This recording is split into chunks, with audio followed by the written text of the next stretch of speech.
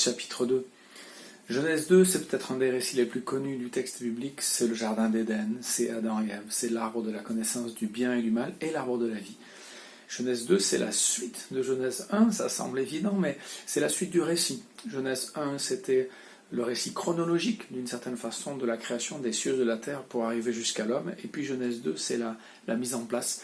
Voilà l'homme dans le jardin, avec l'arbre de la vie qui lui permet de vivre, cette communion avec Dieu qui donne la vie aux êtres humains, et puis l'arbre de la connaissance du bien et du mal qui rappelle en fait que c'est Dieu qui décide ce qui est bien ou mal et qu'il y a une seule interdiction à l'entrée de ce jardin. Genèse 2, c'est aussi la création de la femme à partir de la côte ou du côté d'Adam, parce qu'il n'est pas bon que l'homme soit seul et parce que Dieu va trouver une compagne, un vis-à-vis à l'être humain, et que ce vis-à-vis ne se trouvera pas parmi les animaux, mais sera créé à partir de l'homme. Voilà, Genèse 2, c'est aussi ce récit où tout va encore bien, où tout est beau et tout est bon, et où Dieu place l'homme et la femme pour qu'ils cultivent et qu'ils gardent le jardin. Voilà.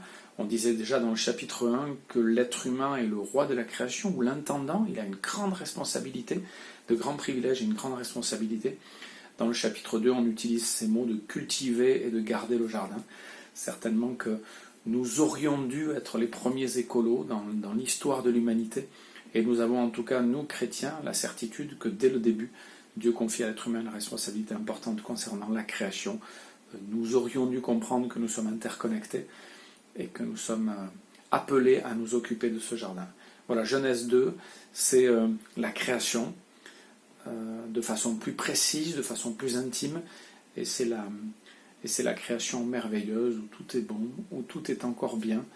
Et malheureusement, va arriver Genèse 3 avec la désobéissance des hommes et des femmes qui vont vouloir manger de l'arbre de la connaissance du bien et du mal. Ils vont vouloir décider eux-mêmes ce qui est bien et ce qui est mal. Mais pour l'instant, émerveillons-nous encore de Genèse 2, du jardin d'Éden, de cette communion extraordinaire entre Dieu et les hommes qui était existante, qui était possible et qui peut à nouveau être vécue. On peut goûter encore un peu à cette communion avec Dieu.